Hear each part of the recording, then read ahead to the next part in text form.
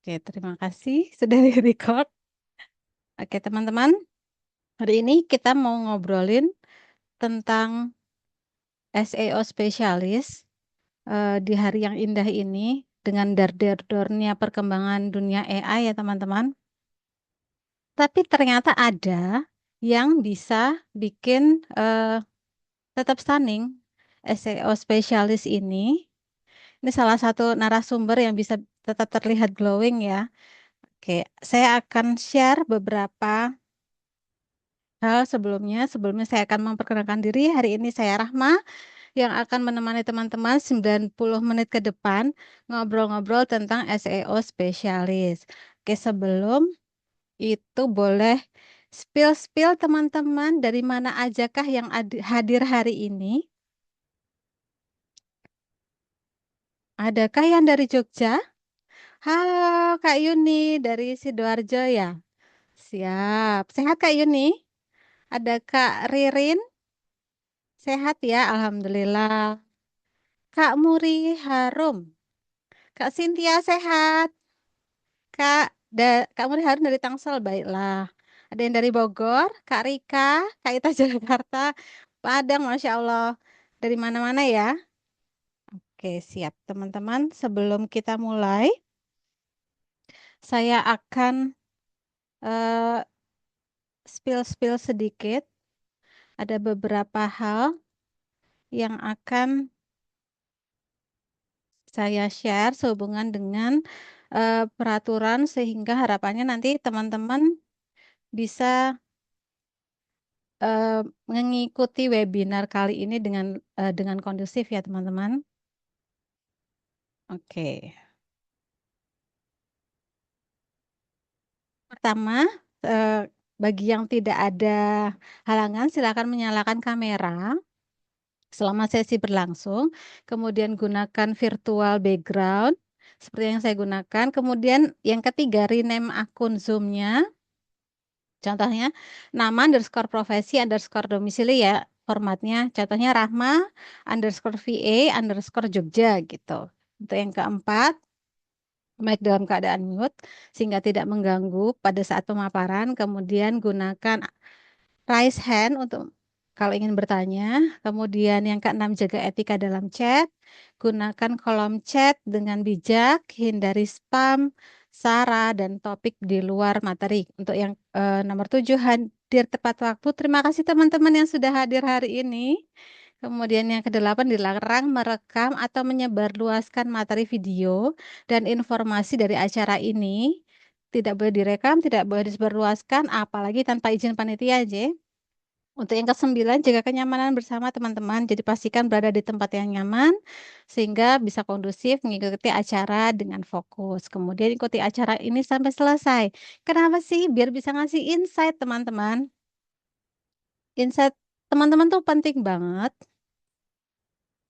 karena ini berharga sekali ya teman-teman. Teman-teman yang akan share insight-nya ke sosmed akan dapat reward spesial dari teman kreatif dan Space English. Untuk 10 orang akan dapat personal career blueprint dari teman kreatif senilai 350.000. Kemudian untuk yang kedua dari Space English itu dapat 10 kelas English conversation ya senilai 300.000. Ini jadi hadiah ini sangat-sangat spesial untuk setiap pemenang ya. Karena nggak murah. Kalau bayar agak mikir ya ini eh, backgroundnya, kemudian saya akan menyampaikan lagi caranya seperti apa. Ini Mbak Tenia yang akan menyampaikan untuk seperti apa insight-nya akan saya ulang. Insight-nya, caranya bisa teman-teman nanti share, kemudian nanti tag akunnya teman kreatif, akun Space English, kemudian nanti eh, share tag akunnya Mbak Tenia. Tenia bisa behind the brand, kemudian nanti pakai hashtag. Keterangan ini akan saya share di grup, jangan takut. Nanti hashtagnya teman kreatif spill the screen, kemudian teman kreatif ada aja gebrakannya. Kemudian nanti share. Semakin banyak insight yang teman-teman share dari berbagai webinar Spill the Screen, semakin besar kemungkinan teman-teman untuk mendapatkan reward ini. Jadi jangan sampai ketinggalan ya. Jangan sampai satu pun nggak diikuti webinarnya. Jangan sampai ada eh, webinar yang nggak di-spill insight-nya. Baik, kita lanjutkan ke perkenalkan siapa sih Mbak Tenia. Kayaknya sudah hadir ya. Alhamdulillah Mbak Tenia sudah hadir. Mbak Tenia ini salah satu alumni VA, teman kreatif, VA MC teman kreatif ya teman-teman. Kemudian yang di batch 1 luar biasa eh, jadi salah satu yang mengikuti yang pertama. Kemudian beliau ini adalah SEO spesialis LinkedIn Ghostwriter gitu. Jadi gak kelihatan tapi karyanya kelihatan ya gitu loh. Kelihatan berdampak nyata untuk brand, untuk klien yang beliau handle karena sudah banyak kliennya, sudah lebih dari 10. Kemudian fokusnya pada SEO spesialis dan LinkedIn tadi, kemudian eh, fokus membantu brand dan perusahaan untuk meningkatkan pertumbuhan melalui strategi SEO, konten strategi, dan visibilitas di era AI search. Agak kok bisa ya gitu, karena dengan der-dernya AI ini ternyata tetap bisa kita muncul. Nama brand itu ternyata bisa muncul. Dan trik ini ternyata, wah Mbak Teni udah tahu rahasianya nih. Perlu kita ulik-ulik nanti ya teman-teman. Selain itu, dengan pengalamannya, optimasi yang organik, Mbak Tenia ini sudah membantu meningkatkan visibilitas website hingga 10 kali lipat. Jadi menarik banget ya, hasil kerja keras beliau ini berhasil membawa berbagai website klien muncul dan dikutip langsung oleh platform AI search masa kini ya, kayak misalnya Google AI Overview, ChatGPT gitu kan, mereka juga bisa menampilkan link ya pada saat kita search something apa gitu. Kita masukin keyword apa, biasanya hasilnya akan ada link, ternyata gitu ya. Baru tahu, saya baru sadar bahwa seperti itu bisa kita tetap muncul gitu. Kemudian gak hanya di kelas lokal ya teman-teman, gak hanya web-web yang pencarian bahasa Indonesia, ternyata internasional Mbak Tenia itu sudah bisa memunculkan untuk web yang situs-situs berkualitas di internasional gitu. Wawasannya yang utama Mbak Tenia itu kan banyak di LinkedIn ya, sehingga beliau itu juga menjadi salah satu pembicara mentor gitu untuk LinkedIn, kemudian guest speaker juga seputar dunia freelance, eh, personal branding untuk pengembangan karir virtual assistant dan profesional digital. Mbak Tania ini tinggalnya di Tangerang Selatan. Benar Mbak Tania? Ya, betul, Mbak Rahma. Baik, oke. Sudah siap Mbak Tania? Sudah, Sehat ya? insya Allah. Alhamdulillah, sehat, Mbak. Oke, gimana keadaan di sana Mbak? Aman? Panas, panas cerah sekali. Aman, Panas sekali ya? Alhamdulillah. Iya, Oke, panas. berarti sesuai sama. Tema kita hari ini. Iya, ya. Silakan Mbak Tania, layar dan waktu kami persilakan. Oke.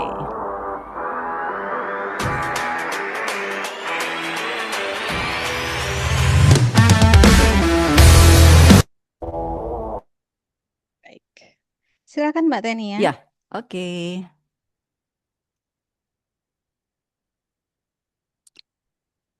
Bentar ya.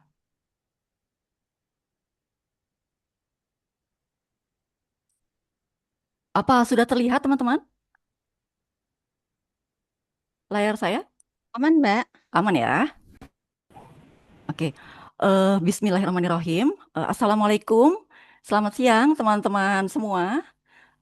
Alhamdulillah ya hari ini kita bisa berkumpul di sini untuk sharing session ya. Mungkin lebih ke ngobrol aja ya, kita ngobrol santai gitu ya tentang profesi SEO spesialis.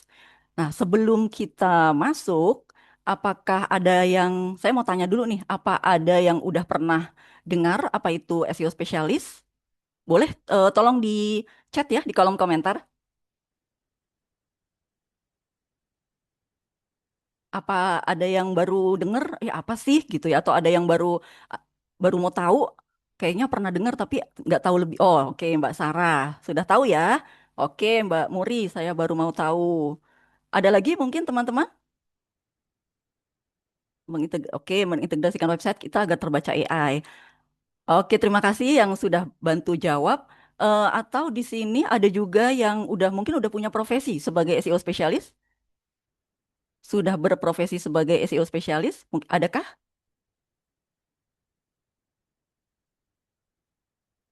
Belum ya? Atau malu-malu nih? Belum kah? Masih sosmed? Oke, siap.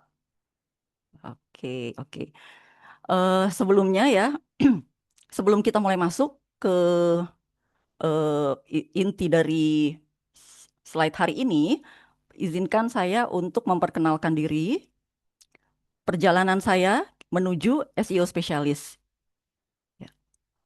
Jadi saya pertama kali bekerja itu di industri perbankan ya, selama kurang lebih hampir 13 tahun. Kemudian setelah saya hijrah, saya resign dan saya mencoba untuk membangun usaha sendiri. Terutama waktu itu saya di bidang fashion. Nah, disitulah saya merasakan benar-benar menjadi CEO dalam arti Chief Everything Officer gitu ya. Mulai dari desain, terus pemilihan bahan gitu ya. Kemudian dari konten semua di sosial media itu juga saya yang buat. Terus negosiasi dengan penjahit, negosiasi dengan pemilik toko untuk saya masukin barang ke beberapa toko ya. Kemudian sampai dengan packing, sampai pengiriman. Nah, di situ saya benar-benar belajar mandiri ya, mulai dari A sampai Z tentang bagaimana caranya menjadi entrepreneur. Nah, qadarullahnya ya, dari kurang lebih hampir 3 tahun ya saya memulai usaha sendiri. Setelah itu toko tempat saya melakukan konsinyasi itu ternyata kena efek pandemi. Jadi otomatis akan berefek juga dengan produk saya.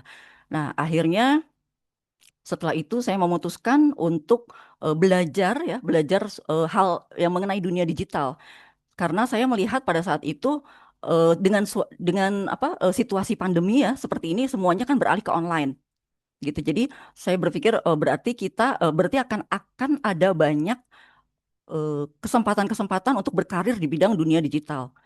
Nah, di sini saya tentu memulainya dari nol ya. Saya belum punya pengetahuan apapun ya, kecuali saya hanya mengkonsumsi scroll-scroll IG dan lain-lain ya. Nah, disitulah saya belajar dunia digital. Pertama kali saya ikut eh, komunitas komunitas pembelajaran tentang social media management. Dan di situ juga saya belajar desain ya dari Canva. Kemudian pada saat saya join komunitas itu, saya mendapat klien pertama di situ untuk content creation.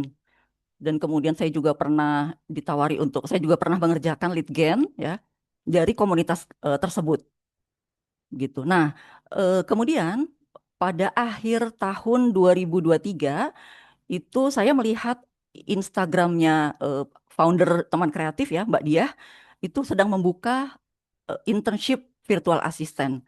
Nah, di situ saya mulai berpikir untuk oh, gimana ya, coba aja gitu ya. Saya coba apply dengan menampilkan portofolio sebagai content creation saya dan kemudian juga oh ya, saya punya habit sejak saya resign itu saya punya habit menulis.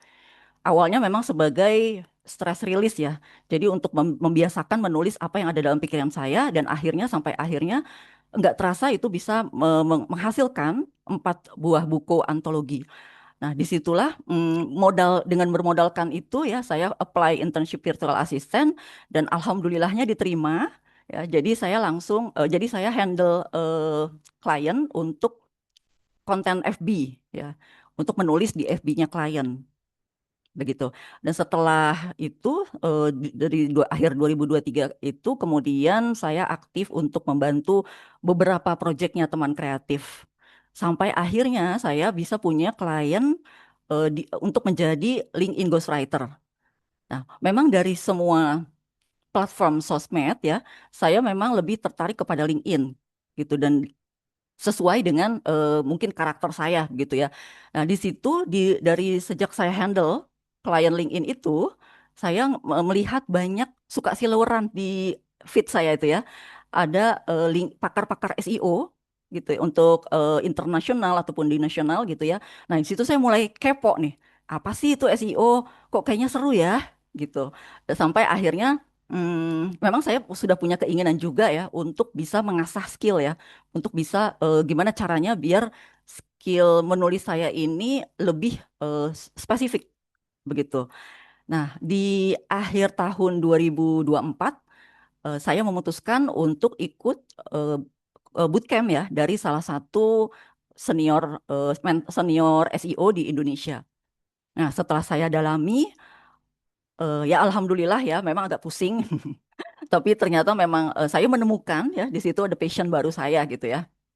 Sampai akhirnya saya menjadi seorang SEO spesialis di saat ini. Untuk klien SEO saya itu saya dapatkan dari LinkedIn ya, karena saya sering membagi tulisan di LinkedIn.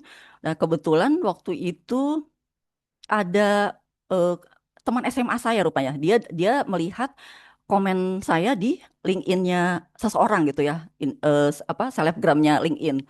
Kemudian dia DM gitu kan, DM terus dia tanya-tanya apa yang saya kerjakan, saya bisa bantu apa di usahanya beliau gitu ya. Dan kemudian akhirnya dia meng-hire saya untuk menjadi SEO writer pada saat itu gitu.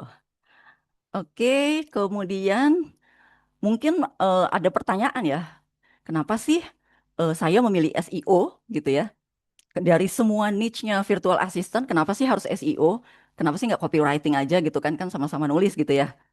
Nah, kalau buat saya pribadi ya, SEO itu mempunyai filosofi yang sama dengan filosofi kehidupan saya. Jadi SEO itu nggak tumbuh dalam semalam ya, teman-teman. Jadi SEO itu perlu proses. Sama seperti di kehidupan kita ya, semua itu pasti perlu proses ya. Nggak ada hal yang instan. Jadi pasti perlu kesabaran, perlu konsistensi gitu ya. Nah, sama seperti pohon gitu ya. Kita kan pasti pohon itu apapun jenisnya pasti butuh waktu ya. Butuh waktu untuk mulai dari akarnya sampai dengan buahnya, hasilnya gitu. Pastikan dengan akar yang kuat tadi, dengan artinya dengan kita sabar gitu ya, sabar memupuk gitu ya, menanam pohon tadi, memupuk, mengairi gitu ya, merawat pohon itu. Nah, akhirnya nanti akan tumbuh ranting dan juga eh, daun gitu ya sebagai sebagai hasil dari kesabaran kita tadi memelihara pohon ini gitu. Kemudian nanti sampai ada saatnya pasti akan akhirnya akan tumbuh buah yang bisa kita petik, yang bisa kita nikmati gitu. Jadi mm, kalau di kehidupan saya melihat bahwa usaha ya yang kita jalankan hari ini itu belum tentu bisa jadi hasilnya itu bukan di hari ini juga, tapi bisa jadi 1 minggu kemudian, 1 bulan kemudian, 1 tahun kemudian, atau memang berpuluh-puluh tahun kemudian baru akan ada hasilnya gitu. Jadi sama dengan SEO. SEO juga begitu. Karena hasilnya itu pasti jangka panjang.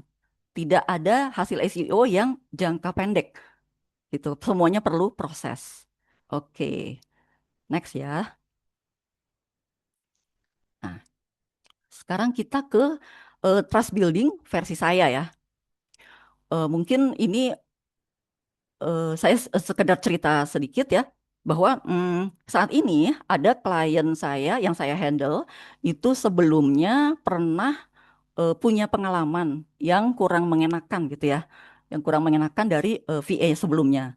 Nah, sebenarnya treatment saya ke semua klien itu sama, gitu, nggak ada perbedaan. Tapi memang untuk menghadapi klien yang seperti ini, mungkin saya harus lebih memaklumi gitu ya, lebih banyak harus maklumnya dari saya, gitu. Tapi tetap untuk pekerjaan apapun gitu ya, saya tetap sama konsisten untuk dari apa menghandle klien yang ini ataupun klien yang lain gitu ya. Nah, yang pertama yang harus kita jelaskan itu pasti komunikasinya ya. komunikasinya itu semua harus jelas di awal. Karena rata-rata ya klien-klien yang belum tahu tentang SEO ya, untuk belum tahu tentang prosesnya SEO itu eh, merasa kayaknya nggak ada hasilnya deh gitu ya. Atau mereka malah dari awal udah bilang, "Hmm, aku mau hasilnya itu bulan depan gitu."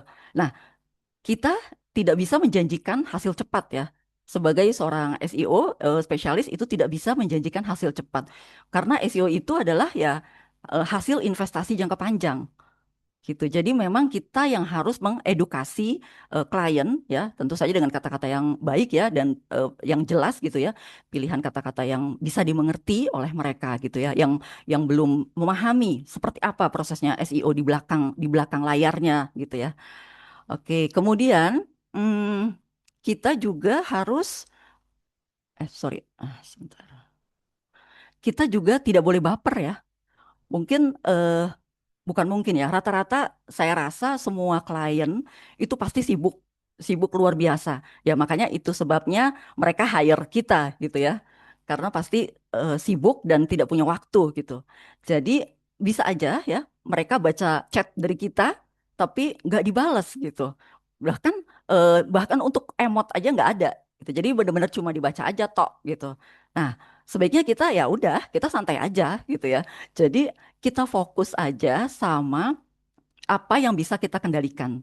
Gitu. Kalau saya pribadi sih saya lebih ke eh, apa bolanya itu jangan ada di kita.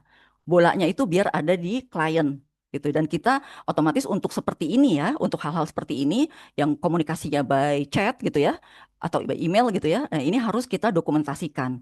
Artinya kalau misalnya nanti ada permasalahan misalnya gitu ya, klien tidak terima atau apa gitu ya. Nah, kita sudah punya bukti bahwa kita sudah pernah mungkin minta review, minta minta apa namanya?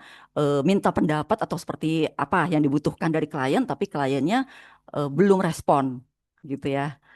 Nah, kemudian hmm, setiap kali kita kan kalau pasti ya setiap akhir bulan tuh biasanya rata-rata klien meeting dengan klien gitu ya.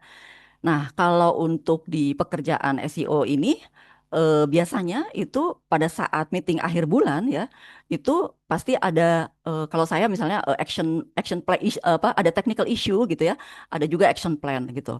Nah, itu saya bikin kegentingan ya, kegentingan. Jadi ada skala prioritas gitu ya.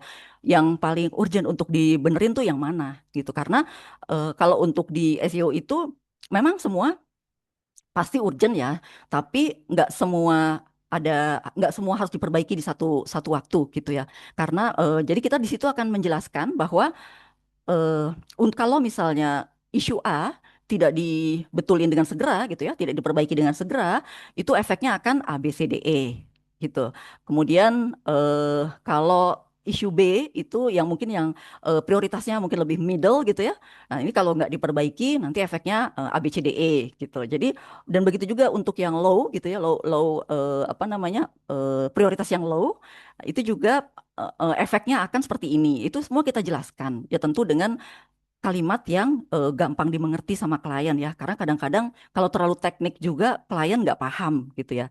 Jadi disinilah peran SEO spesialis untuk bisa apa ya, menginterpretasikan dengan bahasa sendiri tapi benar-benar yang bisa dimengerti oleh klien gitu ya. Jadi kalau saya rasa sih semua VA ya seharusnya pada saat setiap bekerja itu menjadi strategic partner ya untuk klien. Jadi bukan hanya sekedar pelaksana tugas gitu. Kemudian yang terakhir ya versi trust building versi saya itu adalah jaga integritas ya. Jaga integritas dimanapun dan kapanpun. Artinya kita mau dilihat sama klien atau nggak dilihat sama klien ya, itu integritas itu harus tetap nomor satu. Kita junjung tinggi gitu ya. Jadi ini akan kalau kita sudah biasa menjaga integritas ya, kita akan konsisten di dalam bersikap ya dan juga bekerja. Dan saya yakin ya, klien itu pasti lebih memilih seorang virtual assistant yang mungkin kemampuannya itu hanya mungkin kalau di ukur hanya 70% gitu ya, hanya 70 atau 80%, tapi berintegritas tinggi daripada virtual assistant yang mungkin skillnya 100 ya, gitu, skalanya 100, tapi tidak menjaga integritasnya. Gitu. Saya rasa semua manusia pasti lebih suka seperti itu ya. Oke, berikutnya.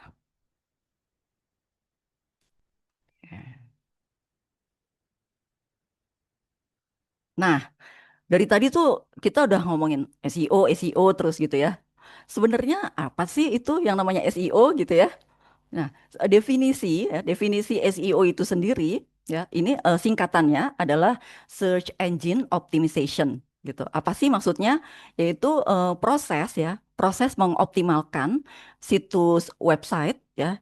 Untuk definisi ini kita gunakan website ya, agar mudah ditemukan oleh search engine seperti Google ya, sehingga bisa mendapatkan traffic yang relevan dan secara organik.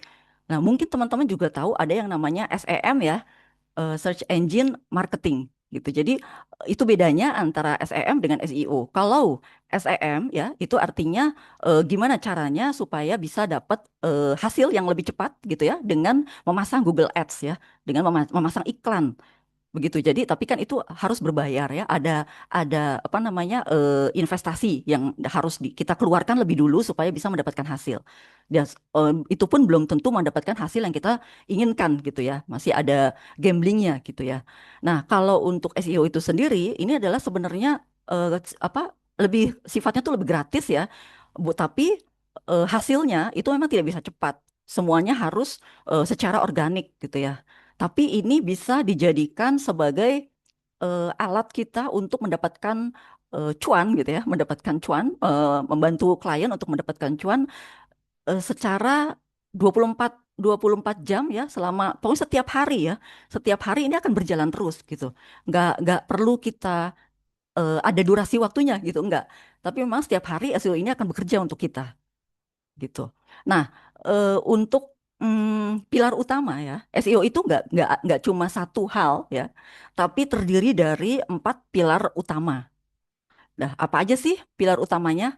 Oke, mungkin pada saat teman-teman kan biasa ya untuk bisa pernah googling gitu ya, masukin kata kunci gitu ya.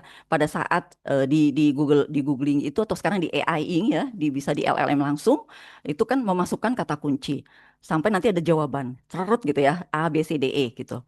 Nah, proses untuk memunculkan jawaban ya, itu dari suatu website tadi itu harus didahului dengan ada yang namanya riset keyword gitu ya. Riset keyword itu bagaimana ya kita bisa menemukan sebagai SEO spesialis kita bisa menemukan kata kunci ya yang relevan dengan kebutuhan audiens ya dan juga dengan tujuan bisnis gitu. Caranya nanti kita bisa bahas di belakang ya.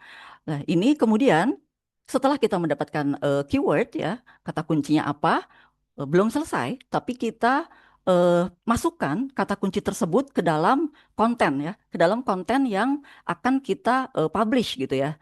Itu namanya on page ya. Jadi cara untuk mengoptimalkan konten ya dan elemen ya di halaman ya mungkin bisa juga di landing page gitu ya bukan hanya artikel tapi bisa bisa juga tulisan di landing page gitu ya supaya relevan ya berkualitas dan juga mudah dipahami bukan hanya untuk user tapi juga oleh search engine oleh Googlebot gitu ya. Nah, kemudian setelah kita selesai apa namanya menulis konten gitu ya, kemudian ada juga yang namanya technical SEO gitu. Apa sih technical SEO? Nah, ini lebih ke mesinnya, lebih pengetahuan ke belakang layarnya gitu ya. Kalau tadi konten itu kan nanti akan dibaca oleh user. Nah, di belakangnya ya itu ada sistem, ada sebuah sistem ya. Jadi gimana caranya kita bisa memastikan website ya itu memiliki struktur yang baik gitu ya dan dengan cepat gitu ya, aman dan mudah untuk dirayapi atau di crawling ya. Nggak cukup cuma di crawling, tapi juga harus gampang diindeks oleh search engine. Ya, udah selesai? Tentu belum. Masih ada lagi namanya off-page SEO. Ya, off-page ini juga detailnya banyak ya caranya. Salah satunya, ya intinya adalah membangun otoritas dan kepercayaan website gitu ya melalui backlink ya, backlink yang berkualitas. Dan juga ada beberapa sinyal positif lainnya, termasuk sosial media. Itu ada di bagian off page, ya. Nah, hasil ya dari empat pilar utama ini, ya, ini akan menghasilkan output. Outputnya bisa berupa traffic, ya, leads ataupun visibility. Oke, next ya.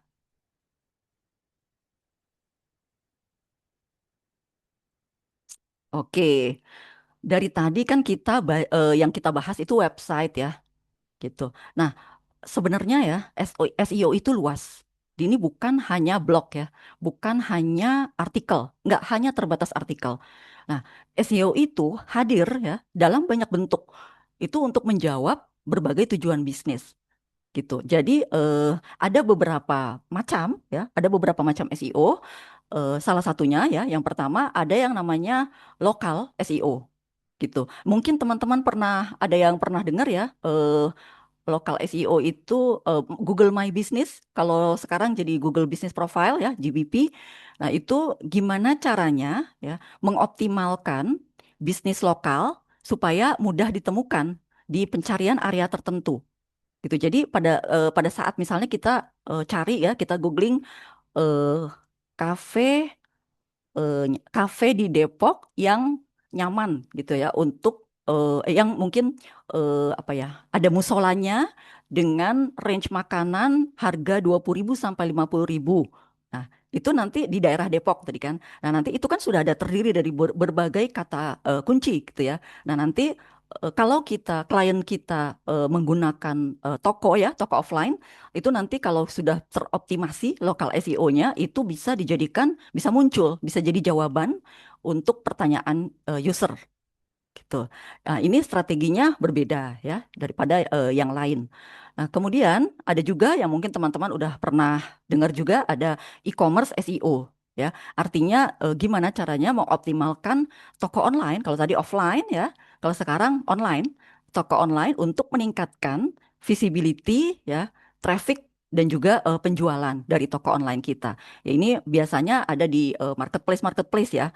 Kan kalau di marketplace itu kita sudah mulai bisa, kita kita sekarang sudah harus ya, bukan mulai bisa, sudah harus memasukkan kata kunci di apa, SKU ya, ada SKU di judul barang kita gitu ya, di judul produk kita, kemudian juga di deskripsi mungkin gitu ya, itu harus mengandung kata kunci supaya toko kita gampang ditemukan begitu.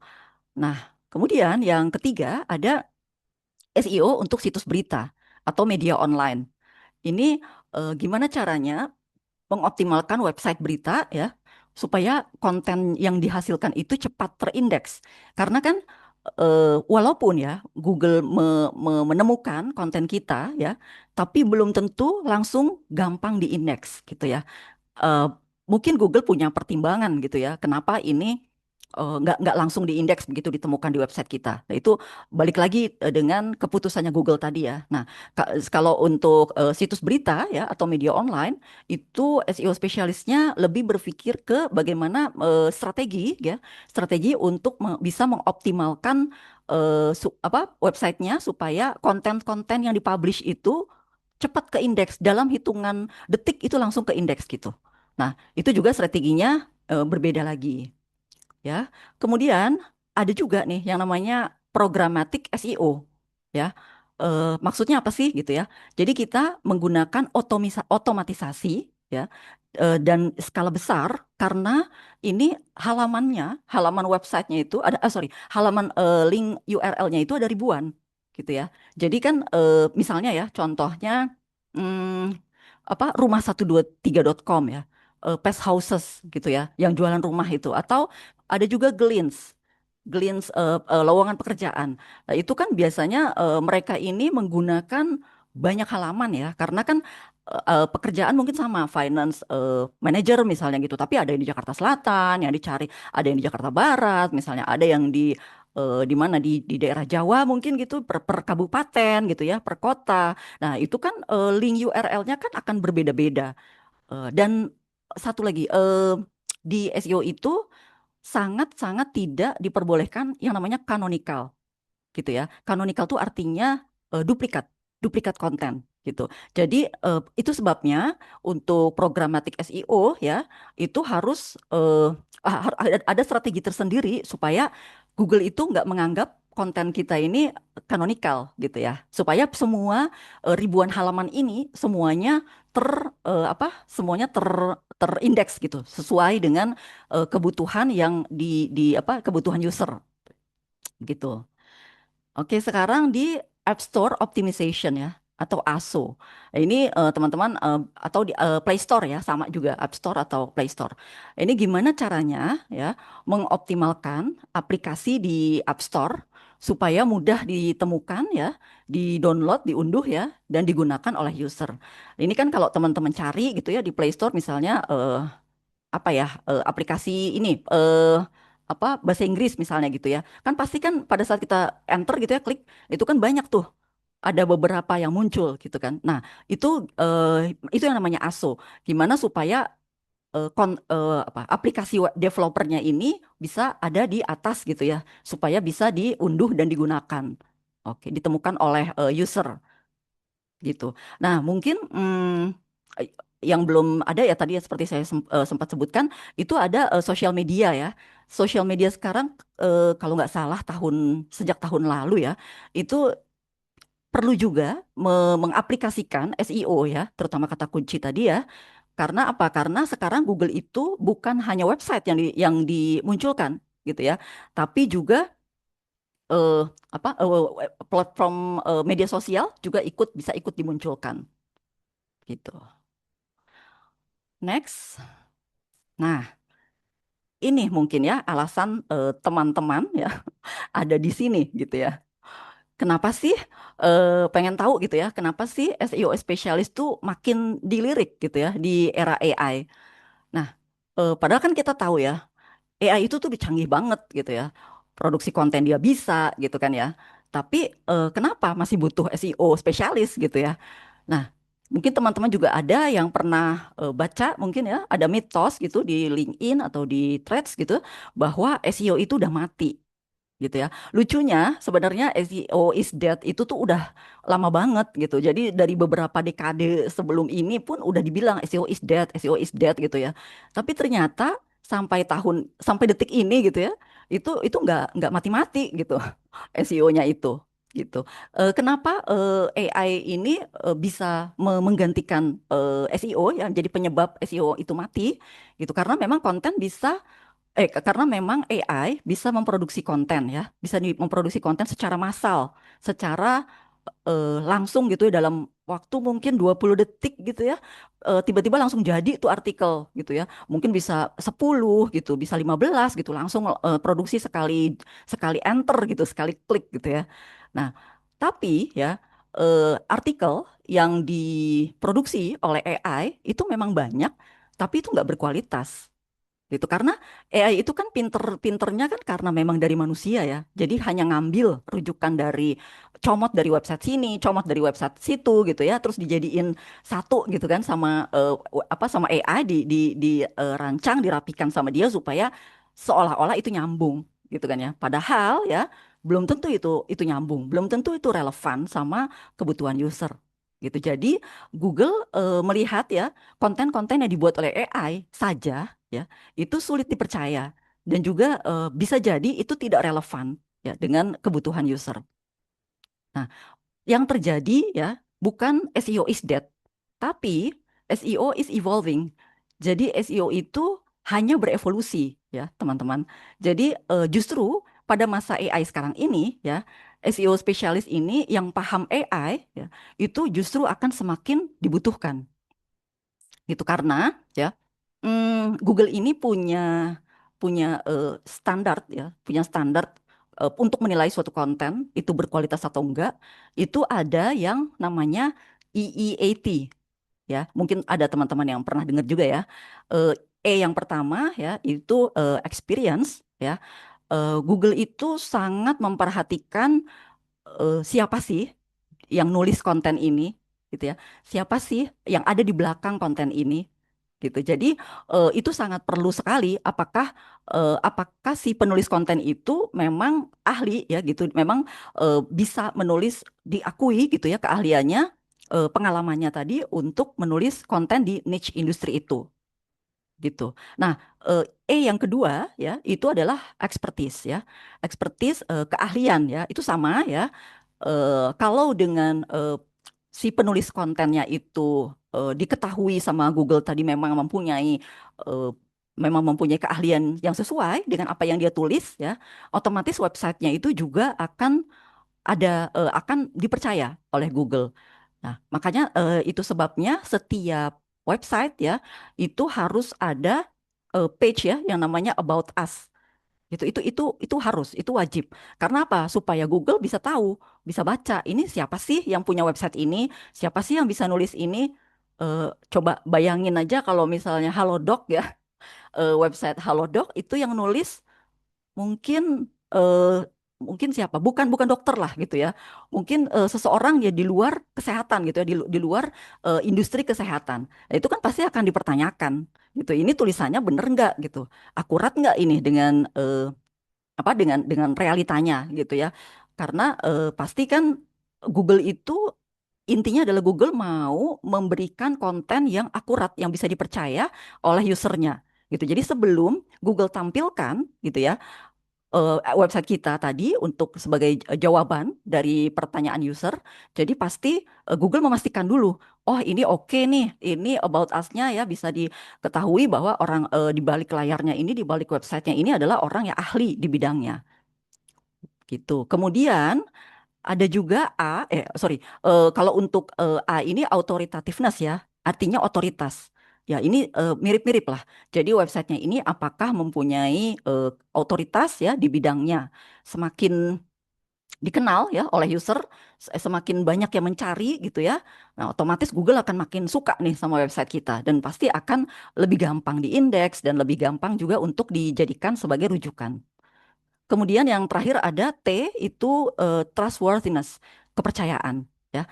Ini udah pasti yang paling tinggi ya, trustworthiness. Jadi bagaimana si Google ini bisa percaya dengan website-website ya, dengan website kita gitu ya dari konten-konten yang ada di website kita. Kalau kita sudah bisa mendapatkan kepercayaan itu ya, pasti kedepannya Google akan selama kita konsisten ya, pasti kedepannya Google akan memprioritaskan website kita gitu.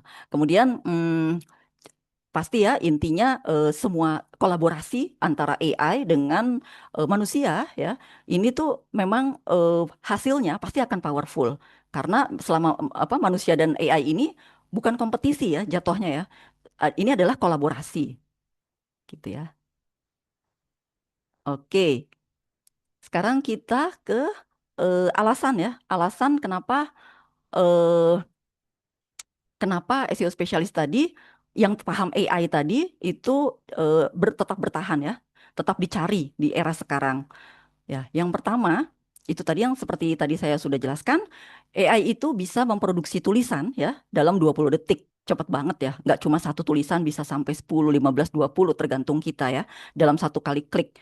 Tapi ya AI itu tidak punya EEAT. AI itu nggak tahu apa experience-nya, apa expertise-nya, apa authoritative-ness-nya itu. AI itu nggak punya itu. Dan yang punya itu hanya manusia. Gimana caranya biar konten kita bisa ada EEAT? Udah pasti ya, sebagai seorang SEO spesialis itu harus tahu ya, bisa dengan riset sendiri, bisa juga dengan bertanya kepada, nih kalau misalnya kita kerja di perusahaan gitu ya, pasti kan ada tim sales ya, ada mungkin bisa juga kita brainstorming sama sama foundernya gitu ya, sama klien kita tadi bagaimana tentang si pengetahuan di niche industri ini gitu ya. Ya mungkin ada case study dari klien-klien mereka yang bisa dijadikan sebagai insight gitu ya, bisa kita masukkan ke dalam EEAT gitu. Nah, itu yang AI miss gitu ya. Jadi tetap butuh manusia ya untuk memproduksi konten. Kemudian yang kedua ya Google itu semakin pintar. Mungkin zaman dulu itu bisa ya Google Google bisa ada celah gitu ya, ada celah supaya apa diakal-akalin gitu ya sama manusia gitu ya. Nah, tapi kalau sekarang ya Google itu bisa mendeteksi mana konten yang cuma ngandelin AI ya, dan mana yang hasil kolaborasi dari manusia dan AI gitu. Ini balik lagi ke yang apa EEAT tadi, karena EAT ini kan pasti setiap perusahaan itu pasti akan berbeda-beda karena kan tergantung masing-masing pengalaman dari journey-nya perusahaan ya. Jadi nggak mungkin ada yang bikin itu sama gitu. Walaupun mungkin secara apa garis besar mungkin sama ya, tapi spesifiknya itu pasti akan berbeda. Nah, disitulah Google bisa melihat mana konten yang hasil kolaborasi antara human dan AI dan yang hanya cuma ngandelin AI aja gitu. Nah, di sini ya di Google eh, Google ini punya ada yang namanya mungkin teman-teman ada juga yang pernah dengar Google Core Update. Nah, ini setahun itu bisa sekitar eh, 3-4 kali ya dalam 1 tahun. Artinya apa? Google Core Update ini dia lagi bersih-bersih gitu istilahnya. Lagi bersih-bersih konten gitu. Yang mana yang konten yang ngandelin AI doang gitu ya, yang jelek gitu ya. Itu pasti setelah Google Core Update itu biasanya 7 hari ya, dalam waktu 7 hari itu biasanya udah kelihatan tuh hasilnya. Entah trafficnya turun atau malah nggak dapet tempat sama sekali gitu ya, nggak dapet tempat sama sekali di search engine gitu ya, di Google gitu. Nah itu udah harus jadi warning ya sebenarnya. Bagaimana apa kita harus memperbaiki apa yang salah dari website kita kalau kita kena efek dari Google Core Update gitu ya. Dan ini juga yang bikin ya SEO spesialis itu ketar-ketir biasanya. Ada dar-der-dornya tuh di sini gitu ya. Karena kita kan nggak tahu nih dan kita kan emang nggak bisa ngapa-ngapain ya. Kita tuh hanya pasif menunggu hasil Google Core Update ini selesai gitu. Dan ini berlaku global ya untuk semua website gitu. Jadi nggak apa namanya dan kita nggak tahu berapa lama dia akan durasinya gitu ya durasinya akan berlangsung karena setiap Google Core Update itu beda-beda durasinya gitu tapi untuk selesainya pasti sama semua masanya pasti sama gitu. Nah selain Google Core Update ya ada juga yang namanya Google Dance. Nah mungkin teman-teman ada yang baru pertama kali dengar ya.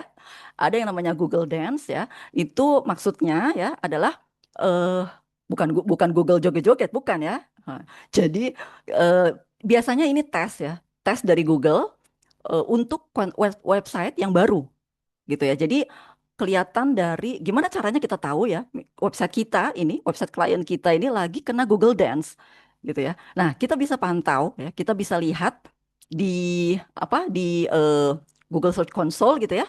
Kita bisa lihat nanti pokoknya kalau misalnya ada eh, traffic kita di peringkat sorry di peringkat ya average position kita itu hari ini mungkin peringkat 5 gitu ya.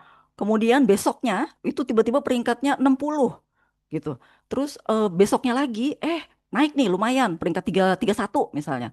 Terus berikutnya turun ke 80. Berikutnya lagi ke 10 misalnya. Nah itu nanti akan kelihatan ya dari di Google Search Console itu grafiknya itu benar-benar kayak naik turunnya tuh tajam banget gitu ya. Nah itu artinya itu kita lagi di website kita lagi dites sama Google. Jadi Google apa ya dia munculin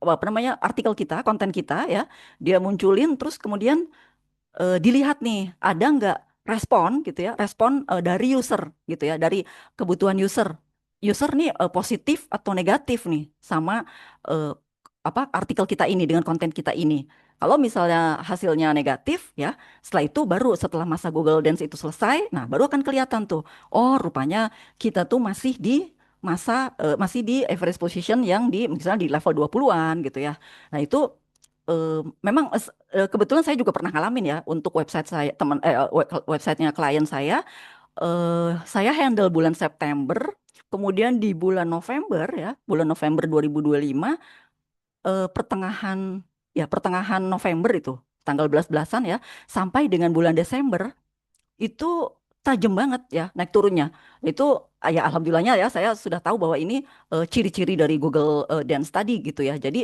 walaupun mungkin memang ada lagi sebab yang lain gitu ya. Tapi kita memang tidak boleh langsung panik ya, nggak boleh langsung ujuk-ujuk gitu ngomong ke klien, Pak gawat nih Pak, kita begini begini begini ya, nggak mungkin ya kita begitu ya. Jadi Memang harus kita nggak boleh panik. Yang pertama ya, kita nggak boleh panik ngadepin permasalahan yang seperti ini, gitu ya. Kita harus lihat by data, gitu ya. Nanti kita akan cek, gitu ya. Makanya itu sebabnya kita harus dokumentasikan juga, gitu ya, apa yang terjadi di website kita, gitu ya. Di traffic, pada traffic website kita, gitu. Kemudian setelah itu ya alhamdulillah setelah bulan Januari kalau nggak salah ya, Januari pertengahan itu sudah mulai membaik dan stabil ya untuk website klien yang pernah kena Google Google Dance itu.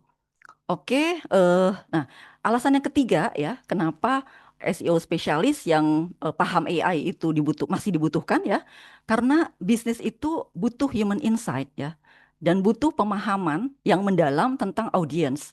Nah, karena audiens kita itu manusia gitu ya, jadi otomatis yang mengerti manusia itu kan hanya manusia, ya. Dan manusia itu di otak manusia itu ada kreativitas, ya, ada empati gitu kan ya. Nah itu kita dengan kemampuan otak manusia itu, jadi kita bisa memberikan human insight dari setiap apa konten yang kita produksi, gitu ya. AI itu nggak tahu, kita yang lebih tahu untuk bagian human insight ini. Tuh. Oke, kemudian yang keempat ya, kompleksitas pencarian itu semakin tinggi ya, teman-teman.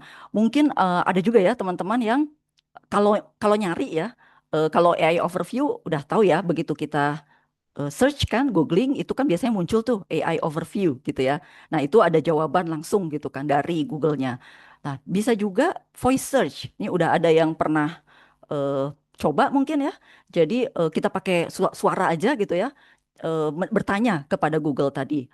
Kemudian ada juga visual search ya, tinggal langsung di scan gitu ya. Ini apa sih gitu? Ini harganya berapa sih barang ini gitu kan? Ini jenis apa gitu misalnya ya, mencari suatu produk gitu ya. Nah, itu langsung keluar hasilnya.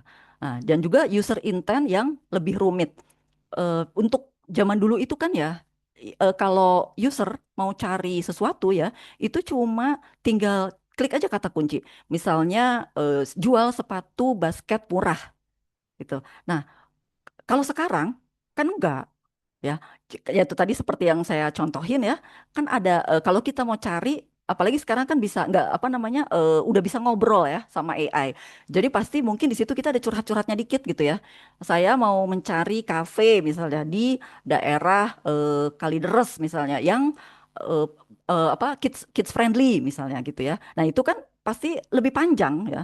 Jadi itu membuat user intent yang lebih rumit, yang bisa dipahami hanya oleh manusia. AI itu tidak memahami itu. Manusialah yang lebih memahami apa yang dibutuhkan oleh manusia. Jadi memang setelah apa namanya, dengan pencarian yang kompleksitas pencarian semakin tinggi, justru ya SEO spesialis ini semakin dibutuhkan.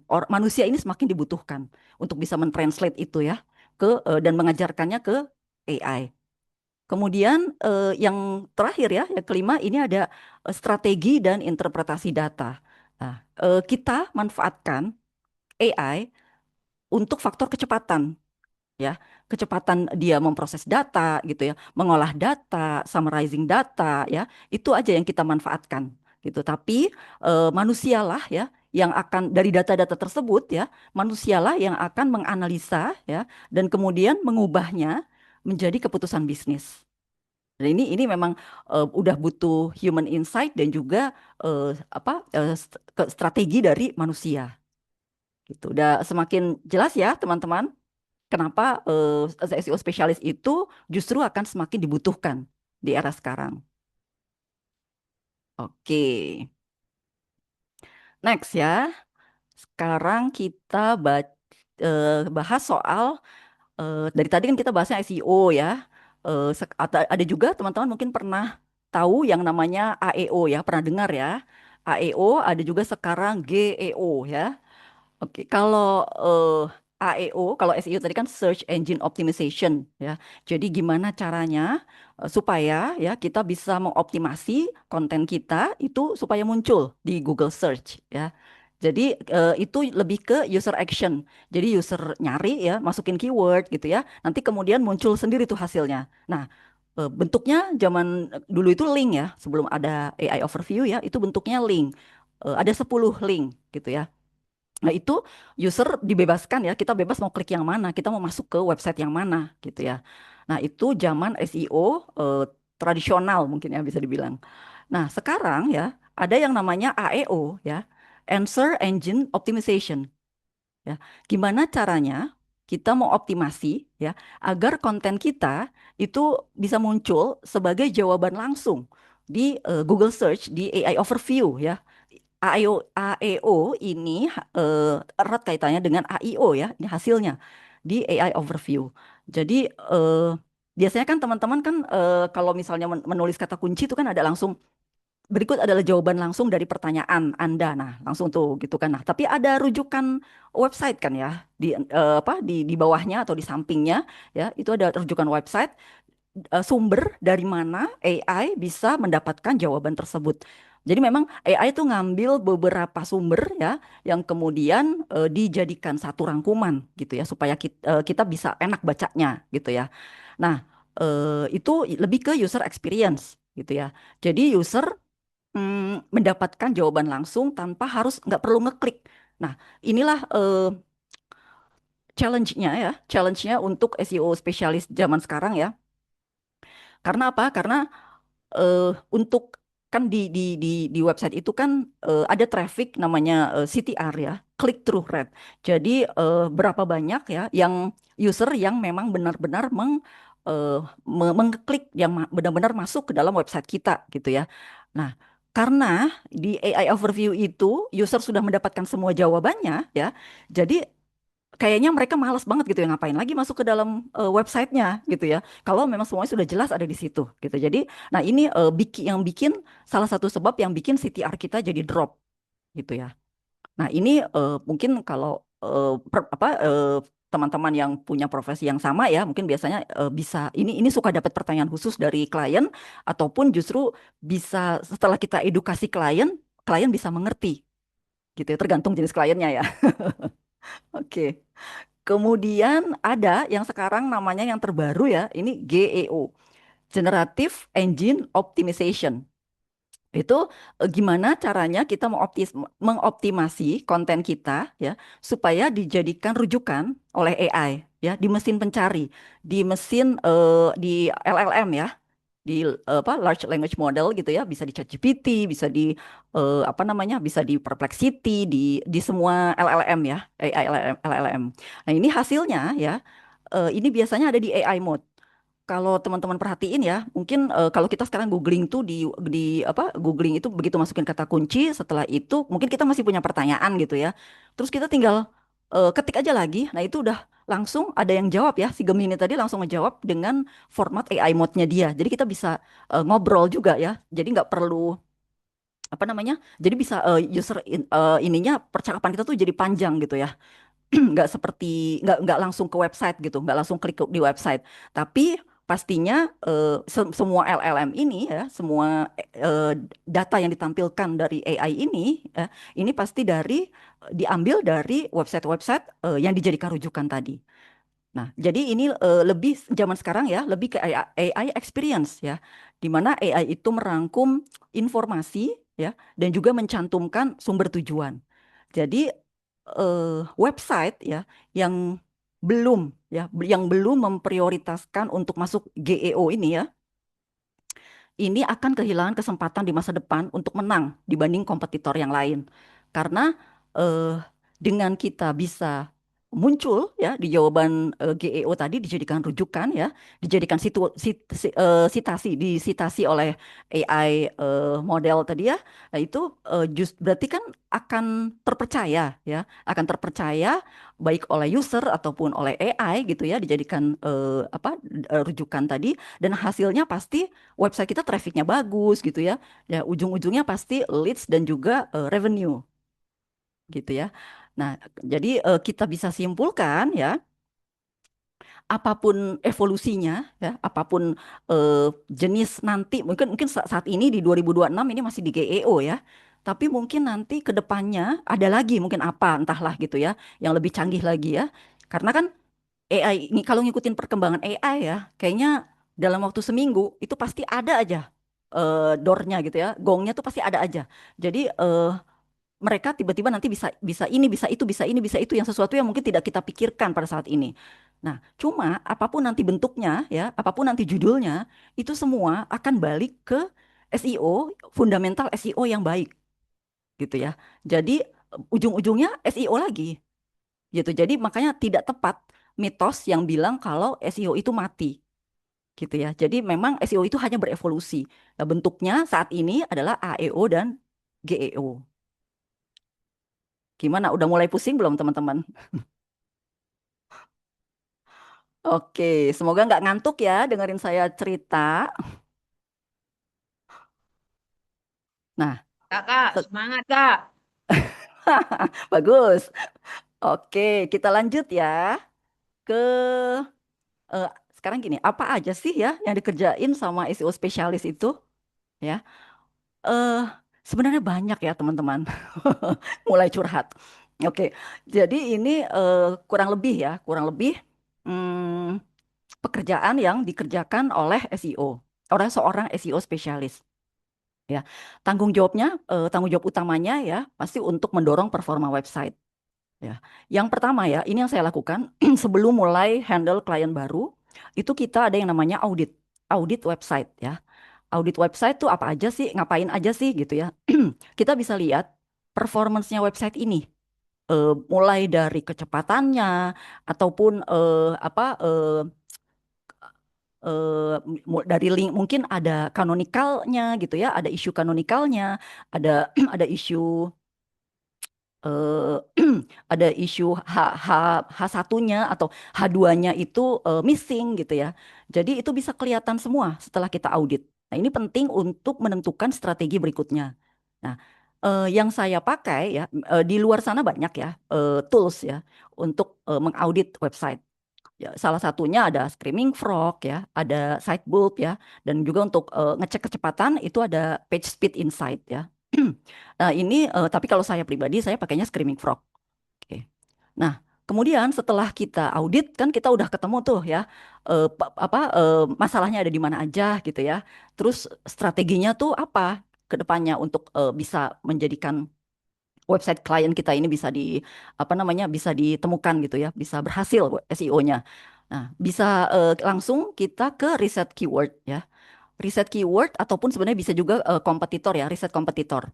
Oke, anggaplah kita sekarang riset keyword ya. Nah, riset keyword itu sebenarnya ini juga banyak alat-alat apa namanya untuk riset keyword ya, yang gratis ada, yang berbayar juga ada. Tapi ini yang saya pakai ini semuanya gratis ya.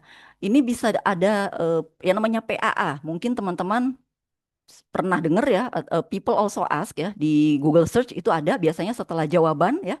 Setelah jawaban itu di bawahnya lagi itu ada yang namanya people also ask atau orang lain mencari tahu gitu ya. Orang lain juga mencari. Nah, di situ kita benar-benar bisa temukan ya pertanyaan-pertanyaan dari real user gitu ya. Jadi benar-benar apa sih yang mereka cari ya, itu akan kelihatan semua di situ di PAA tadi. Nah, ini bisa kita jadikan sebagai ide konten gitu ya. Ini tuh udah pasti karena udah pasti ada yang nyari, jadi lebih gampang lah buat kita. Oh ya oke, tinggal kita bikin kontennya. Gitu. Bisa juga kita pakai GSC ya. Ada yang namanya Google Search Console gitu ya. Nah, di situ kan ada queries-queries yang muncul gitu ya.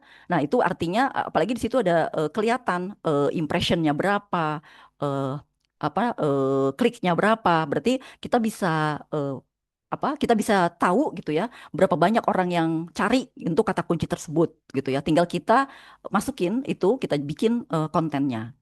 Ada juga Answer Socrates ya. Ini juga lumayan ya, lumayan bagus juga. Ini dia tapi maksimal free-nya hanya 3 per hari, 3 kata kunci per hari. Gitu. Bisa juga pakai Google Trends ya. Google Trends ya itu juga gratis ya, itu juga cukup membantu ya, sangat membantu. Dan juga banyak ya alat tools-toolsnya ya yang bisa kita yang bisa kita pakai. Nah, kita ke riset analisis ya, riset kompetitor, sorry. Ke riset kompetitor kalau saya pribadi ya, saya lebih suka manual riset ya. Jadi karena dengan manual tadi saya bisa apa ya vibes-nya tuh beda gitu ya. Saya bisa lihat, saya bisa baca sendiri, saya bisa analisa sendiri langsung gitu ya. apa aja sih konten yang ada di yang ada di kompetitor kita yang mungkin kita belum punya gitu ya, yang bisa kita jadikan konten berikutnya gitu. Bisa juga sih pakai yang berbayar ya, ada Ahrefs atau juga SEMrush gitu ya, atau Uber Suggest ya. Tapi memang ada bedanya antara yang free dengan yang berbayar. Ada sih free-nya, tapi pasti lebih lebih lebih terbatas ya, punya keterbatasan. Tergantung dari kita aja ini mau yang mana untuk mau ke cara apa untuk riset kompetitor. Nah, setelah riset keyword udah, terus kompetitor udah ya. Nah, mulailah kita mengolah hasil temuan kita tadi di konten studio ya istilahnya. Di konten studio. Di situ ada konten briefing ya. Konten briefing ini biasanya yang kalau di artikel di perusahaan ya mungkin itu akan berbeda ya antara SEO spesialis dengan SEO writer. Ini adalah dua orang yang berbeda. Biasanya SEO spesialis itu menentukan konten briefingnya gitu. Jadi menuliskan apa aja gitu ya yang di konten briefingnya yang harus ditulis oleh si konten writernya gitu ya. Jadi content writer itu hanya cukup menulis. Jadi dia bukannya nggak berpikir sama sekali ya, tapi ide untuk strategi dan lain-lain itu ditentukan oleh seorang SEO spesialis. Nah, kemudian bukan hanya SEO itu ya, bukan hanya konten baru ya, tapi juga update konten lama ya, konten refresh ya. Jadi Google itu akan senang banget ya dengan konten-konten dengan artikel-artikel yang update gitu ya. Jadi harus disesuaikan. Saya baru aja kemarin baca ya hasil dari ada salah satu mentor SEO yang ikut IDMC ya di di BSD ya kemarin tanggal 45 Juni. Nah, itu hasilnya adalah ternyata kalau bisa ya diusahakan untuk setiap 90 hari itu artikel sebaiknya diupdate gitu setiap 90 hari. Memang tapi balik lagi tergantung dari niche-nya apa ya, tergantung dari artikelnya kayak gimana juga gitu. Jadi memang Google itu suka banget sama artikel-artikel yang update gitu ya. Nah, pada saat pembuatan konten ya, itu pasti yang dibutuhkan adalah kemampuan pengetahuan on page SEO kita gitu ya. Kemudian setelah kita udah bikin ya kontennya, kemudian kita publish gitu ya. Nah, setelah itu kan setiap akhir bulan setelah di indeks ya, itu biasanya kita harus menganalisis ya. Dia menganalisis ini bisa pakai dua cara, dua tools ya di sini. Ada GSC ya, Google Search Console ya. Di situ ada kelihatan traffic dari website. Ada impressions ya, ada clicks, terus juga average position ya, terus ada CTR gitu ya. Jadi kelihatan semua di situ. Itu semua bisa kita analisa. Ada queriesnya juga gitu ya. Terus ada analisa per page ya, per link URL itu ada analisanya gitu. Jadi memang sudah sangat lengkap ya untuk kita ambil data dari sana. Nah, kalau itu tentang trafficnya ada di GSC ya. Kalau di Google ada juga yang namanya Google Analytics ya. Google Analytics itu untuk di membaca user behavior ya. Untuk membaca user behavior dari user yang banyak eh, kan berubah-berubah ya user behavior itu. Nah, itulah yang kita analisa gitu ya. Oke, kemudian reporting ya. Kalau reporting saya toolsnya sih cuma pakai Google Workspace aja ya. Ya bisa dikondisikan lah tergantung dari kliennya. Jadi saya nggak pakai tools yang macam-macam ya. Selama memang itu bisa dibaca, semua orang punya gitu ya. Semua orang bisa gampang makainya. Itu saya lebih prefer pakai Google Workspace. Oke. Nah, ini ya kurang lebih yang tadi saya informasikan. Ini tampilan Screaming Frog ya teman-teman. Kelihatan nggak ya? Kelihatan kan ya? Oke. Yang di sebelah kiri ya, itu Screaming Frog ya. Kodok kodok teriak nih ya.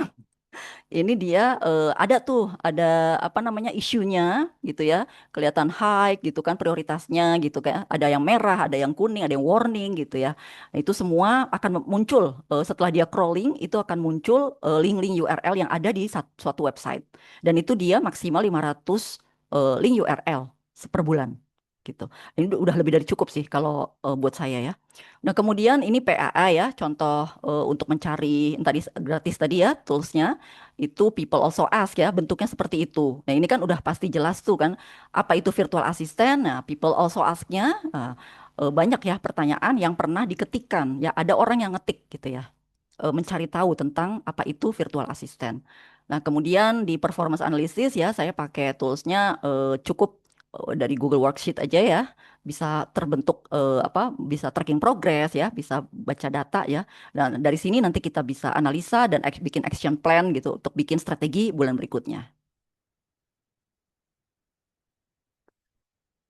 Nah, ini adalah workflow ya, workflow dari kolaborasi manusia dan AI gitu ya. Dari setiap proses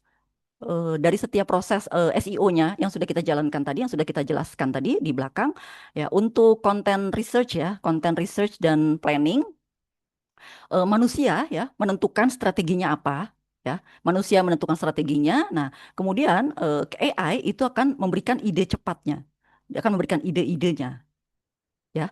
Nah, untuk keyword research ya, keyword research itu manusia itu memvalidasi search intent. Search intent itu adalah niat ya. Kurang lebih intinya adalah niat dari seorang user pada waktu mencari, pada waktu mengetikkan kata kunci. Apa sih yang dia butuhkan? Karena beda search intent di SEO itu ada empat ya. Informasional ya, mungkin dia cuma mau cari-cari info doang gitu ya. Atau ada juga informasional, terus navigasional ya. Dia udah mulai gitu ya, udah mulai niatnya tuh udah kuat untuk mengeklik atau untuk deal dengan suatu suatu barang gitu ya, untuk beli suatu barang gitu ya. Ada juga commercial investigation ya, biasanya di commercial investigation itu dia butuh perbandingan. Jadi artikel-artikel yang bisa dimunculkan ya itu adalah perbandingan satu antara antara dua atau beberapa barang gitu. Misalnya kita mau beli handphone gitu ya, apa aja nanti perbandingannya ada di artikel yang dibahas. Nah, itu biasanya akan dimunculkan. Itu intentnya kok commercial investigation gitu ya. Kemudian satu lagi saya lupa nih. Navigasional, informasional, commercial investigation, transaksional. Nah, satu lagi ada transaksional. Nah, itu masing-masing semuanya beda-beda ya keyword research ininya, apa user intentnya gitu. Dan itu yang bisa memvalidasi itu adalah manusia gitu ya. Balik lagi ke bahwa manusia itu hanya karena ini usernya adalah manusia, jadi hanya manusia yang bisa memahami sesama manusia gitu ya. Nah, AI-nya fungsinya apa? Nah, AI itu bisa generate keyword ya.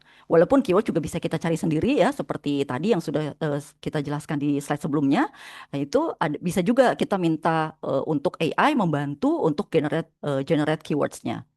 Untuk content brief ya, untuk content brief itu manusia yang memberikan strategi dan menentukan search intent-nya. Nah, AI itu bisa membantu membuatkan struktur ya dan ide-ide pendukungnya apa aja gitu ya. Jadi itu dari proses content brief. Nah, kalau content creation ya, misalnya kita mau minta AI untuk bikin draftnya, itu bisa ya. Biar AI yang bikin draftnya, tapi wajib ya, wajib hukumnya untuk diedit ya, untuk diedit oleh manusia ya, oleh kita edit dulu ya, dan kemudian kita tambahkan EEAT yang tadi di slide sebelumnya saya bahas. Kita harus ya wajib menambahkan EEAT ya atau information gain lah ya dari setiap artikel yang kita buat gitu. Kalau apa namanya? Kalau cuma AI biasa aja jadi nggak ada, nanti akan efeknya akan parah ya gitu. Ke depannya malah bisa membahayakan web traffic website kita gitu ya. Nah, kemudian untuk proses optimization and technical ya, itu di proses ini AI itu bisa memberikan suggestion ya, dia memberikan saran gitu. Dia bisa membaca apa mungkin data yang kita kasih gitu ya, terus memberikan saran gitu ya. Tapi tetap yang akan membetulkan ya, akan apa namanya decisionnya ya, itu adalah manusia gitu. Jadi manusia bisa melihat apakah benar gitu ya saran yang dia kasih ke kita, apakah sudah sesuai gitu ya. Jadi tetap manusia yang harus decision makernya. Nah, kemudian untuk reporting ya dan analysis itu AI itu mengkolek ya, mengcollecting dan summarizing data ya karena kecepatannya ya kecepatan pengolahan data dari AI ya kita manfaatkan untuk generate data, kemudian analisisnya tetap kita ya human insight, kita disitulah kita bisa menganalisis dengan otak kita sendiri gitu ya, memberikan human insight ya, supaya hasilnya, nah kalau kita sudah melakukan proses ini ya dengan kolaborasi ini ya hasilnya akan sangat baik ya performance website kita gitu. Jadi intinya ya AI itu balik lagi AI itu bukan tools ya. Dia hanya membantu mempercepat proses gitu. Tapi sentuhan manusialah yang jadi pembeda ya. Dan keputusan terbaik itu selalu lahir dari manusia. Oke, nah ini saya spill dikit ya. Oh, udah jam setengah tiga ya. Kelamaan. Oke, kita percepat aja. Ini achievement saya ya untuk klien saat ini yang sedang salah satu klien saat ini sedang saya handle. Di sini selama 9 bulan ya saya handle. Kelihatan ini dari hasil dari Google Search Console ya. Jadi tampilannya ada total clicks meningkat dari 8 menjadi 80,4 meningkat 80,4% ya dari 516 jadi 931. Kemudian total impression itu meningkat dari 7.000 jadi 70.000 ya, naik 900%. Nah, kemudian average positionnya itu meningkat dari awalnya 9 di page 3 ya, 22,9 menjadi page 1 di 7,9 peringkatnya. Nah, ini hasil dari eh, strategi konten yang tepat ya, yang dioptimalkan oleh manusia dan AI. Jadi menghasilkan growth yang terukur ya, ada terukur ya, yang memberikan impact yang nyata untuk bisnis. Nah, kemudian ini untuk AIO dan juga GEO ya, yang tadi kita bahas.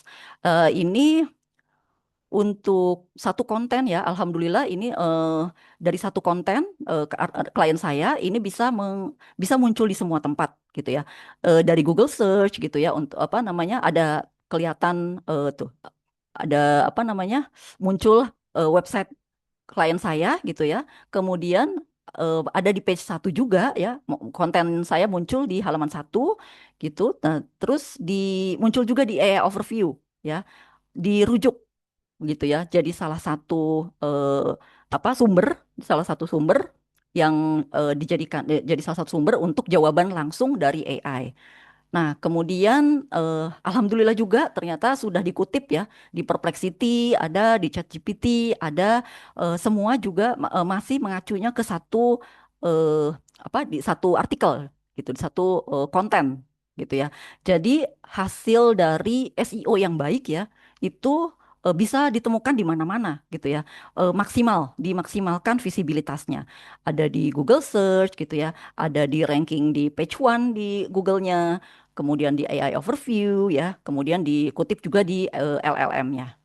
Jadi terbukti bahwa SEO itu ya bukan hanya tentang ditemukan oleh manusia ya. Di era AI zaman sekarang ya, itu SEO itu juga harus dipercaya oleh AI. Oke. Nah, ini mungkin untuk teman-teman ya yang baru mau mulai gitu ya, baru mau mulai belajar SEO ya. Ini saya share sedikit eh, berdasarkan pengalaman pribadi saya gitu ya. Kalau kalau dilihat ya, mungkin tadi teman-teman ada yang melihat wah gitu ya. Tapi sebenarnya kalau udah dijalanin ya, kadang-kadang itu ada rasa bosan ya, jenuh dengan aktivitas ya, aktivitas SEO yang itu-itu aja gitu ya. Jadi pada saat dan itu normal ya teman-teman ya, itu sangat-sangat normal. Jadi pada saat kita lagi drop gitu ya, kurang kurang semangat misalnya gitu ya. Nah kita balik lagi ke big why ya, alasan ya kenapa kita dulu tuh memulai gitu ya. Jadi dengan ada alasan big why-nya tadi ya, nah akhirnya kan kita jadi oh iya jadi termotivasi lagi gitu ya. Jadi mau apa namanya semangat lagi gitu ya untuk terus belajar gitu ya. Dan lagi pula ya untuk memang membosankan itu adalah salah satu cara ya melakukan pekerjaan yang membosankan ya itu adalah salah satu cara supaya kita jadi jago ya nggak teman-teman. Coba pemain bola gitu ya misalnya. Pemain bola itu atlet lah misalnya ya, atlet. Atlet itu kan melakukan hal yang sama selama bukan cuma sehari dua hari gitu ya. Setahun, 2 tahun ya. Ibaratnya sampai berapa tahun lah mereka melakukan hal yang sama.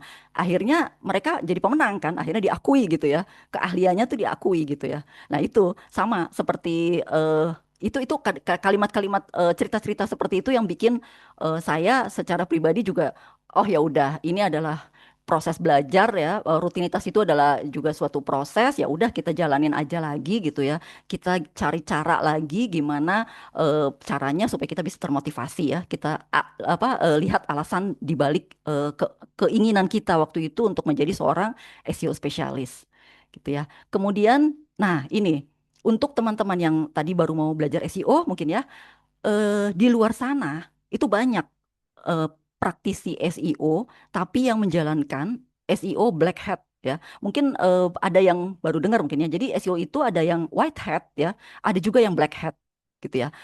Kenapa sih? Apa bedanya? Kenapa ada hitam ada putih? Nah, ini untuk yang putih ya, artinya kita belajar itu memang eh, terkait dengan apa namanya ilmu yang baik gitu ya, ilmu yang berkah gitu ya. Kalau udah baik kan insya Allah berkah. Jadi kita nggak ada tuh yang namanya ngakal-ngakalin Google gitu ya. Nah, sementara ya kalau black hat ya itu mereka justru mempelajari Google untuk mencari celah ya. Gimana caranya supaya bisa tetap terindeks Google padahal tujuannya itu tidak baik ya. Misalnya nih, mungkin teman-teman ada yang punya pengalaman yang sama gitu ya.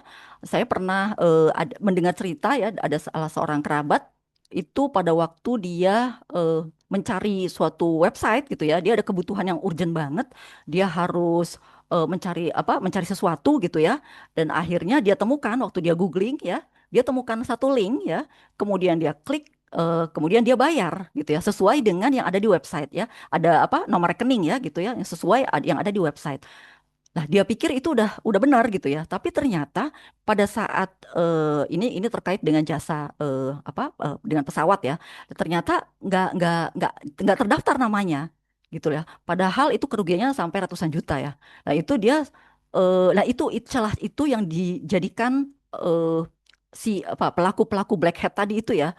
Yang gimana caranya mereka mempelajari Google untuk supaya bisa menipu orang ya. Itu udah pasti salah gitu ya, udah pasti nggak akan, walaupun mungkin nanti websitenya bisa ketahuan nih sama Google terus diturunin gitu ya, dihilangkan gitu ya dari peredaran search engine ya, tapi tetap aja kan itu bahaya gitu ya. Jadi kita harus mencari mentor ya yang benar-benar mengajarkan ilmu fundamental SEO yang benar gitu ya.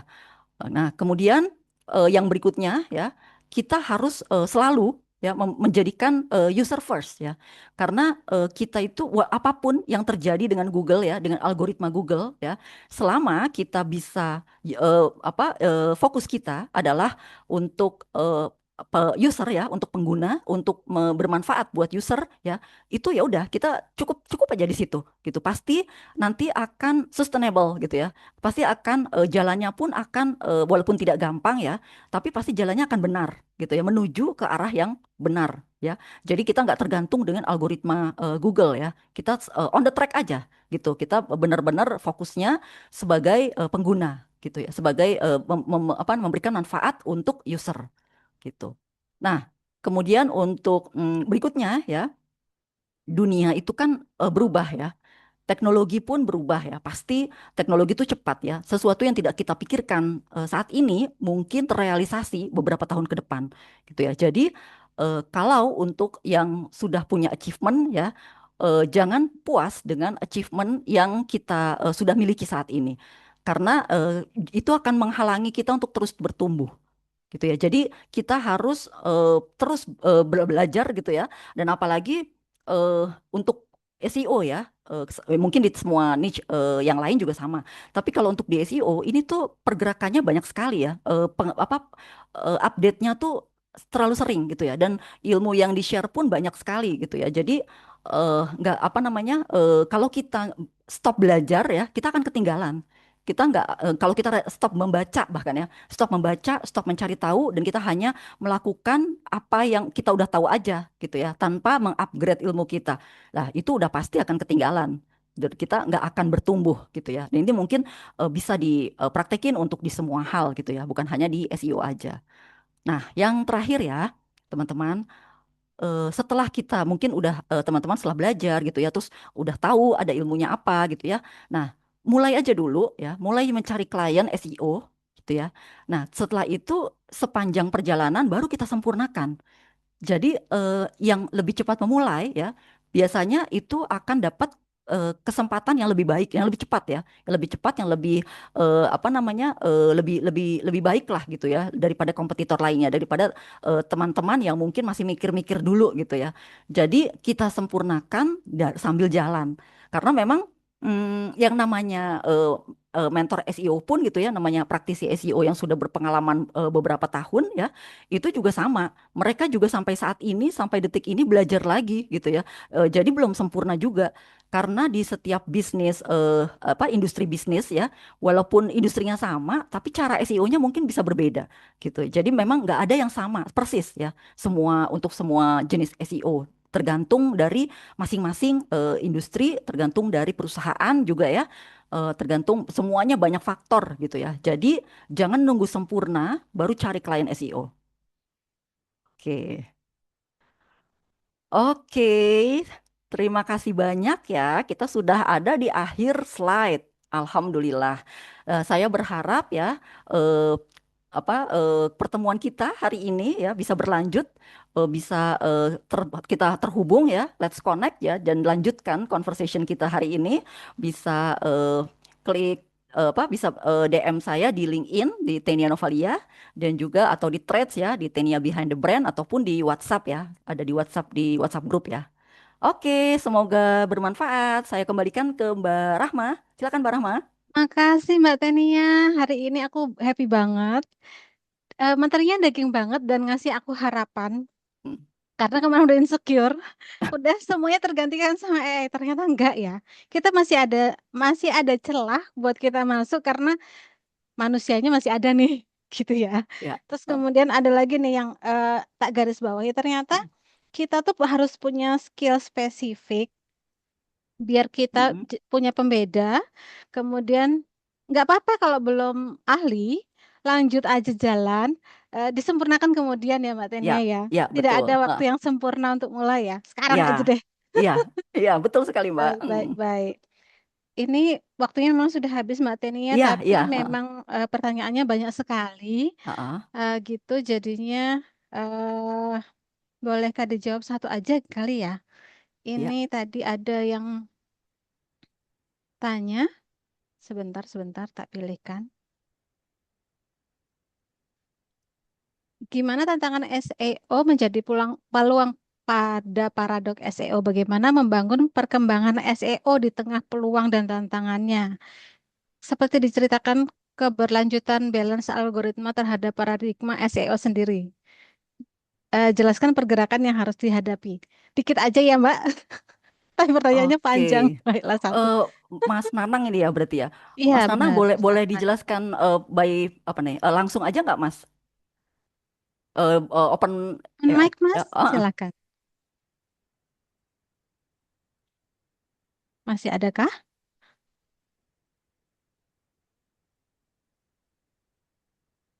Oh, apa udah live ya? Mungkin ya. Oke, Eh, kalau gitu yang cara masih ada aja. menghadapi tantangan. Oh, Oh ya, masih ada. biar Sebentar, bermanfaat buat yang sebentar. ada. Oke, oke, siap, siap. Berdasarkan pengalaman Ibu, nis apa saja yang membuat Ibu Tenia memiliki SEO yang sulit dari Kak Indi Hendrianto? Gimana gimana sebentar saya cari. Agak di Eh atas, Mbak. Berdasarkan pengalaman Ibu, nis apa yang menurut Ibu Tenia yang memiliki SEO yang sulit? Niche apa? Eh nggak tergantung dengan niche ya, Mbak ya. Heeh. Dari semua niche itu pasti bisa ada SEO-nya gitu ya. Tergantung dari contohnya apa gitu ya. Jadi misalnya apa niche apa kesehatan ya udah pasti jelas gitu ya. Industri industri kesehatan tadi. Atau Oke. rata-rata semua bisnis itu sebenarnya bisa jadi butuh SEO, tapi kan balik lagi SEO itu bukan cuma website gitu ya. Ada berbagai macam gitu ya, berbagai macam SEO tadi yang bisa disesuaikan dengan kebutuhan dari kebutuhan dari bisnisnya gitu ya. Jadi kalau untuk niche sepertinya kalau menurut saya sih so far semua bisa jadi perlu ya untuk SEO karena kan ini tentang kata kuncinya aja gitu ya, di mana Hmm, selama memang ada customer ya, ada customer dari bisnis tersebut yang mencari lewat Google gitu ya atau lewat sosmed ya, itu pasti diperlukan SEO oke, gitu. siap, siap, siap. Baik, teman-teman, sambil diisi presensinya ya untuk bukti kehadiran, kita boleh foto dulu Mbak Tania Oh untuk iya, oke. mengabadikan momen seru kita hari ini. Oke. Nah, teman-teman yang tidak ada unsur boleh buka open cam-nya. Siap-siap dulu boleh. Benerin rambut, pakai hijab, silakan. Sudah cukup? Oke. Ada lagi kah yang mau open cam? Oke, sudah ya. Aku take foto dulu. Eh, satu, dua, tiga. Senyum. Oke, karena tidak tahu ada di slide berapa. Satu, dua, tiga. Senyum lagi. Baik, ada dua slide. Kemudian saya mau punya sesuatu buat Mbak Tenia. Ada Apa kenang-kenangan tuh? Mbak Tenia. Iya. Oke, ini dia. Sebagai bentuk apresiasi yang tertinggi buat Mbak Tenia Salah nama itu dari... kayaknya Mbak. Hah? Salah? Astagfirullahalazim. Maaf. Baik, sebentar ya Mbak Ten. Ya. Saya akan sharing dulu. Maafkan, maafkan. Untuk teman-teman ini saya jawab sedikit ya, Mbak Boleh, Rahma. boleh, monggo Mbak. Teman-teman kalau misalnya mau ada pertanyaan yang mau diajukan di grup boleh ya, silakan ya. Ini karena Iya, kita benar-benar. memang apa namanya kehabisan waktu ya, Iya. gitu. Jadi ini kayak tadi kayaknya ada yang nanya boleh dijawab di grup Mm-mm. kah gitu. Jadi saya belum Oh baca iya, semua benar. pertanyaannya. Benar, benar, benar. Nanti akan Silakan. kita Saya usahakan untuk screenshot ya. menjawab ya. Siap, Hmm. siap, siap. Jangan Oke. ragu untuk tanya ya teman-teman. Kalau bisa next kita bikin 3 jam kali ya Mbak Ten. Iya, memang ini materinya pasti susah ya untuk langsung Dicerna ya. dipahami secara ini ya, karena kan saya belajar ini 1 bulan loh gitu. Wow, Sementara ini baiklah. hanya baru basicnya aja gitu. Jadi memang wajar lah kalau ada Iya, banyak benar-benar. Kebingungan istilah-istilah. ya. Ya, Hmm, pasti pasti. Saya ngerti banget, tapi kan ini kurang lebih seperti ini ya, ya, basicnya tuh seperti ini gitu. siap, siap, siap. Oke, terima kasih Mbak Rahma. Kasih Mbak Tenia. Ini benar-benar luar biasa hari ini. Saya ngerasa bahagia banget ada dapat angin surga soalnya Eh, ada kemungkinan ya. Oke, ada Mbak, selalu ada kemungkinan Mbak. iya, baik. Terima kasih. Ya. Eh, agar tidak membuatmu menunggu lama Mbak Tenia, saya kembalikan Mbak Tenia ke belakang layar. Saya persilakan. Oke. Terima kasih Ya. teman-teman. Saya ingatkan untuk hadir kembali minggu depan karena masih akan ada lagi spill the screen yang akan disampaikan oleh teman-teman dari tim teman kreatif. Kemudian akan Sabtu ini ada. Minggu juga akan ada lagi, kan saya share ya, jadwalnya siapakah gitu. Oke, sebentar. Minggu depan hari Sabtu itu ada Mbak Fitri, didampingi Mbak Elma, untuk sosial media spesialis for trainer and coach. Ini seru sih, karena banyak banget untuk role yang dicari itu sosial media spesialis ya. Jadi pasti kita bisa ngulik-ngulik rahasianya apa gitu. Jangan sampai nggak dapet nih rahasianya. Untuk yang berikutnya itu ada Mbak Widi hari Minggu, spill intip job desk digital marketing specialist for global client. Jadi yang global nggak cuman eh, backlinknya Mbak Tenia ya. Ini ada eh, klien global. yang akan di-share nanti, info-infonya, triknya, tipsnya, bagaimana mendapatkan klien gitu. Karena memang nggak gampang ya teman-teman. Apakah perlu bisa bahasa Inggris? Nah, kayaknya harus bikin insight ya. Insight biar bisa dapat kelas gratis, conversation gitu. Mengingatkan kembali untuk link absen teman-teman dipersilakan. Sebelumnya akan saya screenshot pertanyaannya. Kemudian mohon maaf banyak kekurangan untuk hari ini, untuk teman-teman yang sudah hadir. Terima kasih untuk yang sudah hadir hari ini. Kemudian eh, sampai jumpa minggu depan, hari Sabtu, Minggu. Baik, cukup sekian teman-teman. Terima kasih atas kehadirannya. Saya tutupkan. Wassalamualaikum warahmatullahi wabarakatuh. Waalaikumsalam warahmatullahi Waalaikumsalam wabarakatuh. warahmatullahi wabarakatuh. Terima kasih Mbak Tania. Terima kasih Terima semuanya. kasih Mbak Tania, Mbak Rama, dan Ya, semuanya. Sampai terima ketemu kasih. minggu depan. Sampai ketemu.